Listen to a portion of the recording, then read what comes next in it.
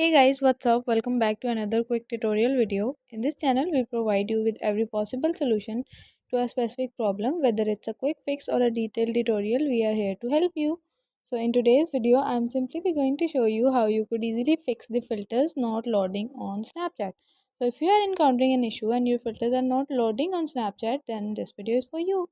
First of all, what you have to do is to simply check whether you are using a good internet connection or not. Sometimes using mobile data is better than using a weak Wi-Fi connection. So, first of all, fix your Wi-Fi issue. Now, once you have done, simply go back and open up your Google Play Store.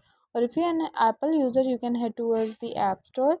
Simply tap on search bar at the top and search for Snapchat. Once you will search for that, there it will show you open or update. If it says update, it means that you need to update your app as soon as possible, because updating the app usually fix all the bugs and glitches inside the app and your issue would be resolved. Now if you'll go back, and there's another workaround for that, you have to simply head towards settings, scroll down a little bit from the settings, and there you will get the option of apps. Head towards apps. In the apps, now you have to go for like Snapchat.